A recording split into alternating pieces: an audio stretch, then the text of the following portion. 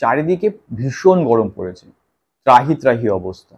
এত গরম, এত তাপপ্রবাহ, যা আমাদেরকে অসুস্থ করে তুলছে শারীরিক এবং মানসিকভাবে।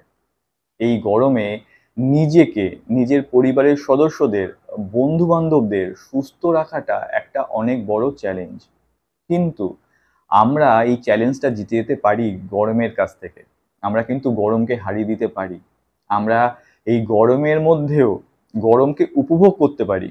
কিন্তু তার আগে যেটা দরকার সেটা হলো ভালো থাকার, সুস্থ থাকার মানসিকতা তৈরি।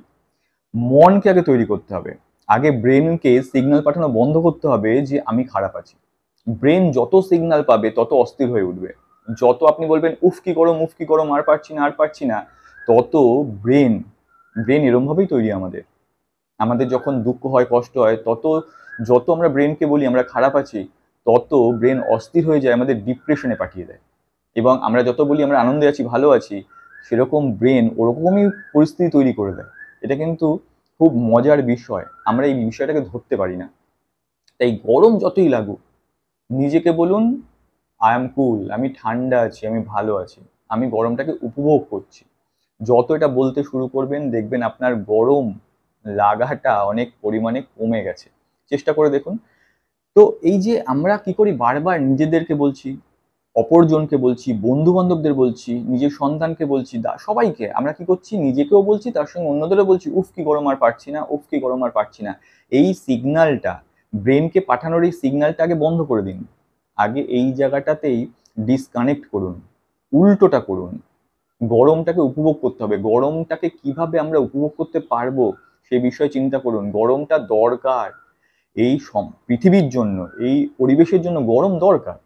মানুষের জন্য গরম একটু বেড়ে গেছে, কিন্তু গরম তো দরকার। গরম না হলে জল বাষ্পভূত হবে না, মেঘ তৈরি হবে না, বৃষ্টি হবে না, কিছু কিছু ফল আছে যেগুলো পাকবে না। তো এই সময় কিছু কিছু ফল ফুল হয়, সেগুলো উৎপন্ন হবে না। তো এই জিনিসটা তো পরিবেশের জন্যই দরকার। পরিবেশই তো গরম কালটা নিয়ে এসছে। এই যে 6টা ঋতু, প্রত্যেকটা ঋতুর নিজস্বতা আছে, প্রত্যেক ঋতুর প্রয়োজনীয়তা আছে। এই প্রয়োজনীয়তাটা বুঝতে হবে। শুধু আমার কষ্ট হচ্ছে, আমার কষ্ট হচ্ছে বললে তো হবে না, তাতে তো কষ্ট কমে যাবে না। উল্টে তার জন্য আমরা যা যা অবলম্বন করছি যে পথগুলো, সেগুলো খারাপ। সেইগুলো একটুখানি যদি সঠিক করে নিতে পারি, তাহলে গরমকালটা খুব সুন্দরভাবে আমরা কাটিয়ে ফেলতে পারবো। কারণ দুঃখ বেশি দিন থাকে না, দুঃখের সময়টাও চলে যায়, আবার আনন্দ আসে। তো এইভাবে আমরা যদি চলতে পারি, প্রথমে কি করতে হবে, আমাদেরকে খাওয়া দাওয়াটা মেনটেন করতে হবে। আমরা কি খাবো গরমকালে, আমরা গরমকালে হালকা খাবার খাবো, যতটা সম্ভব চেষ্টা করব হালকা খাবার খাবার। বেশি পরিমাণে প্রোটিন, ফ্যাট আমরা গ্রহণ করব না খাবারের মধ্যে, কারণ এইটা ডাইজেস্ট করতে, হজম করতে আমাদের শরীরের অনেক বেশি কষ্ট হয়। শুধু কষ্ট নয়, অনেক বেশি তাপ উৎপন্ন করতে হয় শরীরকে। আমরা যদি ফল খাই সেটা সহজপাচ্য, আমরা যদি নিরামিষ আহার খাই সেটা সহজপাচ্য, এবং শরীর সহজে সেটাকে হজম করতে পারে, শরীরের তাপ অনেক কম উৎপাদন হয়। কিন্তু যখনই আমরা প্রোটিন বা ফ্যাট নিচ্ছি গরমের মধ্যে, তখন কিন্তু শরীরকে সেটা হজম করানোর জন্য অনেক বেশি তাপ উৎপন্ন করতে হচ্ছে। তো তখন শরীর আরো বেশি গরম অনুভূত হয়। আমরা চেষ্টা করবো ফল খাবার, যতটা সম্ভব চেষ্টা করবো ফলের উপর দিয়ে যাওয়ার। যখনই খিদে পাবে চেষ্টা করবো ফল খেয়ে নেবার। আমাদের এই সময় খুব সুন্দর সুন্দর ফল পাওয়া যায়, পাকা পেঁপে, তারপরে তরমুজ, কিছুদিন পরে আম পাওয়া যাবে। হ্যাঁ, এই যে খাবারগুলো, এই যে ফলগুলো, এই ফলগুলোকে আমরা, আঙ্গুর, এই জিনিসগুলোকে আমরা যতটা সম্ভব চেষ্টা করব আমাদের খাদ্য তালিকায় নিয়ে আসার। এবার একটুখানি শাক সবজি, হালকা যে নিরামিষ তরকারি, তার উপর দিয়ে আমরা দুপুরবেলায় ভাতটা খেতে পারি। তো যতটা সম্ভব হালকা খাবার। এই যে সানস্ট্রোক, এই সানস্ট্রোক বা হিট স্ট্রোক হয় ভরপেট খাবারের মাধ্যমে। পেট ভর্তি করে আইঢাই করা অবস্থায় শরীর কাজ করছে হজম প্রক্রিয়ার মধ্যে, তখন রোদের মধ্যে বেরোনোর পর শরীর আর ওই খাবারকে হজম করানোর কাজটা ছেড়ে অন্য সুস্থ রাখার কাজের দিকে যেতে পারে না। আর আমাদের তখনই বিভিন্ন রকম সমস্যার সৃষ্টি হয় শরীরে, গরম লাগা তৈরি হয়। গরমের মধ্যে বিভিন্ন রকম এই যে প্রবলেমগুলো, এই যে সানস্ট্রোক, হিটস্ট্রোক। হালকা খাবার খান, হালকা খাবার খেয়ে কাজে বের হন, হালকা খাবার খেয়ে বাইরে যান। পেটে যেন অল্প একটু খিদে রাখবেন, গরমকালে সবসময় পেটে অল্প খিদে রাখবেন। পুরো পেট ভর্তি আইঢাই করে খাবার খাবেন না, দেখবেন আপনি সুস্থ থাকবেন। জল, পরিমিত জল খান, যতটা সম্ভব জল পান করা যায় ততটা পর্যন্ত। ওই অনেকে দেখেছি বোতল নিয়ে মুখে চুমুক মেরে মেরে একটুখানি চুমুক একটুখানি চুমুক এরম ভাবে জল খাবেন না। যতটা জল গরমকালে কি হয়, গরমকালে শরীরের অনেক বেশি জলের প্রয়োজন হয়, কারণ ঘাম হয়। তো তখন প্রচন্ড পরিমাণে অনেকটা পরিমাণে আমাদের জল খাওয়া উচিত। মানে ঢকঢক করে যতটা সম্ভব জল খেয়ে নেওয়া উচিত। জল খেয়ে নিয়ে শরীর ওপর ছেড়ে দেওয়া উচিত। শরীর কি করবে, যতটা জল নেওয়ার নিয়ে নেবে, বাকিটা সে বের করে দেবে। আর আমরা কি করি, আমরা অল্প অল্প করে জল নিই, সেটা শরীরের কোনো রকম কাজে লাগে না। কোল্ড ড্রিঙ্কস থেকে দূরে থাকুন। কোল্ড ড্রিঙ্কসের মধ্যে কিচ্ছু থাকে না, সাময়িক তৃপ্তি আপনি পাচ্ছেন, কিন্তু শরীরের যে কি পরিমাণ ক্ষতি করছেন সেটা আপনি বুঝতেও পারছেন না। কোল্ড ড্রিঙ্কসের মধ্যে চিনি থাকে, প্রচুর পরিমাণে সুগার থাকে, ওইটা ইনস্ট্যান্ট এনার্জি হয়তো তৈরি করে সেই গ্লুকোজটা, কিন্তু সেটা আমাদের লিভারের জন্য, পাকস্থলীর জন্য খুব খারাপ। এবং থাকে কার্বন ডাইঅক্সাইড, যেটা আমাদের রক্তের মধ্যে মিশে আমাদের ক্লান্তি ভাব আরও বাড়িয়ে দেয়। তার বদলে আখের গুড় দিয়ে শরবত করুন, একটু কাগজি লেবু দিয়ে দিন, গন্ধটাও সুন্দর হবে, টেস্টও সুন্দর হবে। করে দেখুন, শরীর অনেক বেশি তৃপ্তি পাবে। শরীরের মধ্যে যেসব মিনারেলসের অভাব থাকে সেই মিনারেলসগুলো গুড় থেকে পেয়ে যাবে, সেই খনিজগুলো গুড় থেকে শরীর পেয়ে যাবে, আর ফল থেকে ভিটামিনগুলো পেয়ে যাবে।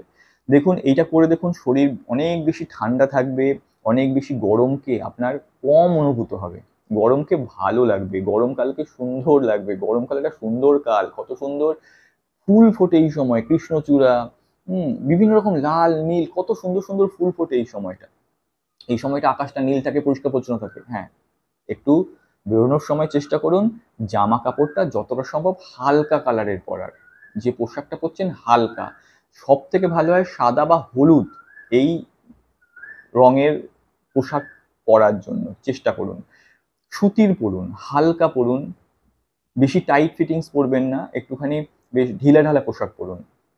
তাহলে শরীর বেশ একটা আরামদায়ক পরিস্থিতির মধ্যে থাকবে। সাদা এবং হলুদ তাপকে রিফ্লেক্ট করে, আলোকেও যেমন রিফ্লেক্ট করে, তাপকেও রিফ্লেক্ট করে, বর্জন করে।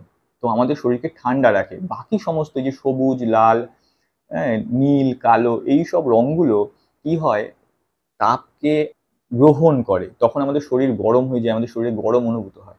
চেষ্টা করুন যতটা সম্ভব হালকা সাদা এবং হলুদের মধ্যে পোশাকগুলো এই গরমকালে পরার। এবার টুপি ইউজ করুন, সেটাও যেন হালকা কালারের হয়। আর ছাতা ব্যবহার করুন। ছাতা ব্যবহার করলে যখনই বাইরে যাচ্ছেন ছাতাকে ব্যবহার করুন, কিন্তু ছাতাকে এমনভাবে ব্যবহার করুন যাতে উল্টো দিকে যিনি আছেন, যিনি যাত্রী বা পথযাত্রী বা পথচারী, তার যেন ক্ষতি না হয়ে যায়। অনেকে এই ছাতা নিয়ে এমনভাবে যান যেন তিনিই যাচ্ছেন, তারই ছাতা আছে, আর কারোর রাস্তার মধ্যে হাঁটার অধিকার নেই বা হাঁটবেন না। ছাতা চোখে মুখে গুজে দিতে পারলে যেন ওনার কোনো রকম দায়িত্ববোধ নেই, যিনি আসছেন উনি থেকে তিনি যেন ছাতাটাকে দেখে যান, উনি ছাতাটাকে কোনো রকম ভাবেই অন্যের কাছ থেকে সরাবেন না, অন্যের বিপদ হয়ে হোক এরম ভাবে ছাতা নিয়ে যাবেন না। চেষ্টা করুন সবার সঙ্গে সহানুভূতিশীল হন, সবার প্রতি সবাইকেই দেখুন, সবাইকে দেখে শুনে চলুন। কারণ সবাই তো যত মাথা ঠান্ডা রাখবেন এই সময়, যত এই যে বাইরের ঝামেলাগুলো থেকে, মাথা গরম থেকে যত নিজেকে বাঁচিয়ে রাখবেন, তত বেশি গরমকালে আপনি সুস্থ থাকবেন। হুটহাট এমন কোনো পরিস্থিতির সৃষ্টি করবেন না বা পরিস্থিতির মধ্যে পড়ে যাবেন না যেখানে আপনার অস্থিরতা বাড়ছে, মানসিক অস্থিরতা বাড়ছে, কারণ তাহলে কিন্তু গরমের অনুভূতি অনেক বেশি বেড়ে যাবে এবং আপনি খারাপ থাকবেন। এরপর আসছে খাওয়া হলো, জল হলো, পোশাক হলো, আরেকটা গুরুত্বপূর্ণ বিষয় সেটা হলো স্নান। স্নান কিভাবে করব, কখন করব? সকালবেলা ঘুম থেকে উঠে চেষ্টা করুন স্নান করে নেওয়ার। দুপুরবেলা স্নান করুন, বিকেলবেলাও চেষ্টা করতে পারেন, গরমকাল যেহেতু স্নান করতে পারেন। কিন্তু স্নানের নিয়ম আছে। যেমন তেমন করে স্নান করলে আমরা বেশিরভাগ সময় দেখতে পারি যে বাথরুমে স্নান করতে গিয়ে স্ট্রোক হয়ে গেছে। কিন্তু কেন হয়? স্নানেরও পদ্ধতি আছে। আমাদের বেশিরভাগেরই বাড়িতে এখন শাওয়ার, আর না হলেও যারা মগ দিয়ে স্নান করেন তারা সবার আগে জলটা নিয়ে মাথায় ঢালেন না। এটা ভুল পদ্ধতি।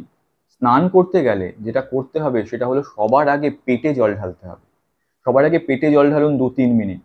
জল ঢালার পর তারপরে হাতে, পায়ে, কাঁধে, পিঠে করে শেষে মাথায় জল ঢালুন। কেন?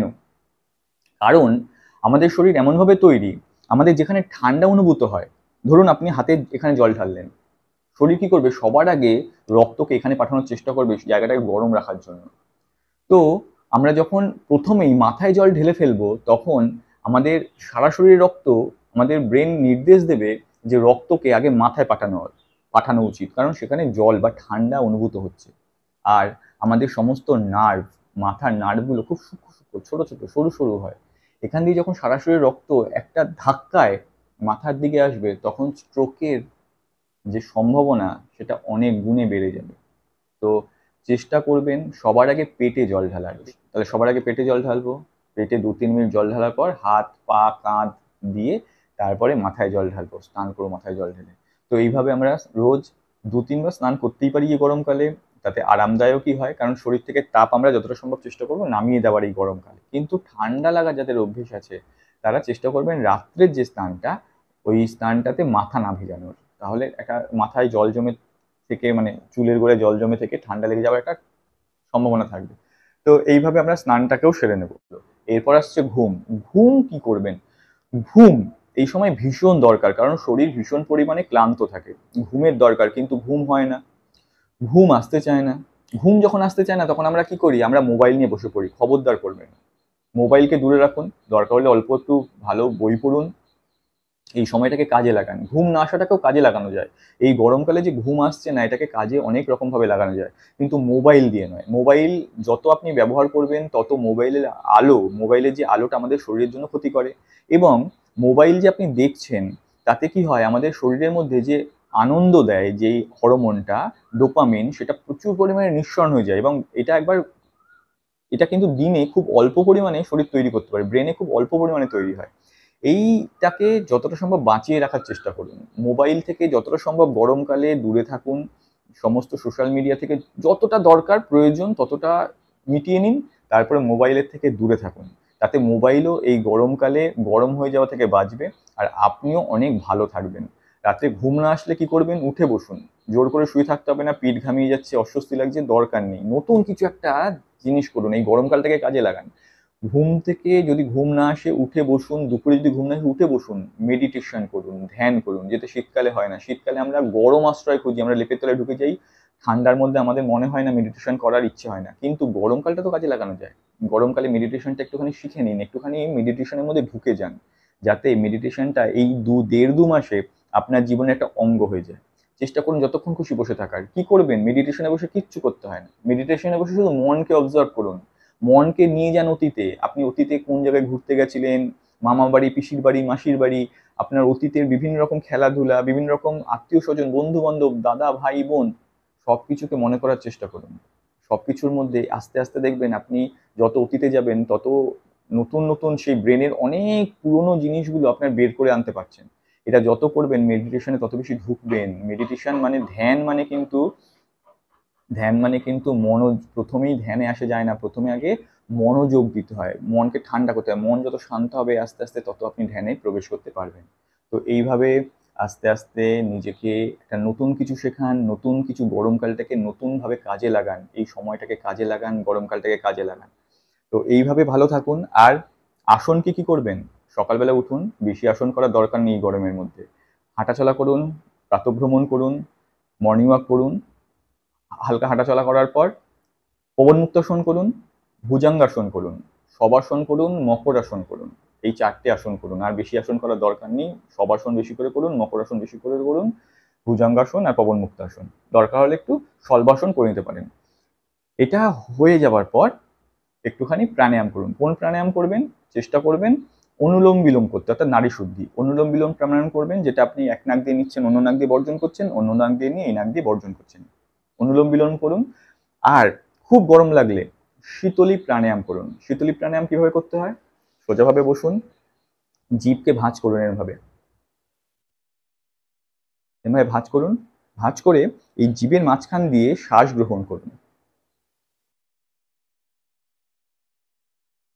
নিলেন, দেখবেন একটা ঠান্ডা অনুভূতি হচ্ছে, একটা দেখবেন ঠান্ডা হাওয়া মনে হচ্ছে জিভ দিয়ে ঢুকছে। নিয়ে নাক দিয়ে সম্পূর্ণ জিভটাকে মুখে ঢুকিয়ে নিন, নাক দিয়ে বর্জন করে দিন হাওয়াটা। আবার গ্রহণ করুন।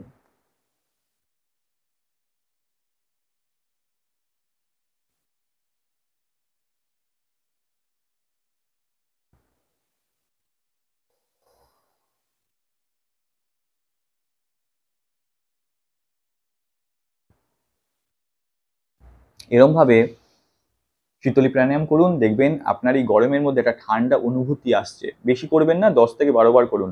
যাদের ঠান্ডা লাগার অভ্যেস আছে তারা করবেন না, যাদের সাইনাসের প্রবলেম আছে তারা করবেন না, বাকি সবাই করতে পারেন, কিন্তু 10 থেকে 15 বার এটা প্র্যাকটিস করুন। দেখবেন আপনার ভেতরে একটা শীতল অনুভূতি চলে এসছে গরমের মধ্যে। আর চেষ্টা করুন চন্দ্রভেদম প্রাণায়াম করতে। চন্দ্রভেদম প্রাণায়াম কি করে, আমাদের হার্ট, লিভার, এই যে ভেতরের যে প্রয়োজনীয় যন্ত্রাংশ, যে অঙ্গগুলো, তাদেরকে ঠান্ডা রাখতে সাহায্য করে। তো নিয়ম করে এই কয়েকটা আসন আর কয়েকটা এই 2-3টে প্রাণায়াম করুন। শীতলী প্রাণায়াম সবসময় করতে হবে না, যখন গরম লাগবে দুপুরবেলাও করতে পারেন, তবে খালি পেটে করলে ভালো। চেষ্টা করুন খালি পেটে প্রাণায়াম করার, খালি পেটে আসন করার। আর অল্প খান, পুষ্টিকর খান, ঠান্ডা ঠান্ডা জিনিস খান। ঠান্ডা মানে বরফ নয়, কিন্তু ঠান্ডা মানে যেটা সহজ খাদ্য, শরীর ঠান্ডা থাকে। তাই বলে বরফ থেকে আইসক্রিম বের করে নিলেন ফ্রিজ থেকে, এরকম করবেন না, তাতে শরীর আরো গরম হয়ে যায়। চেষ্টা করুন ঠান্ডা লাগা থেকে বাঁচুন, ঠান্ডা ঠান্ডা খাবার খেয়ে ভালো থাকুন, সুস্থ থাকুন। নমস্কার।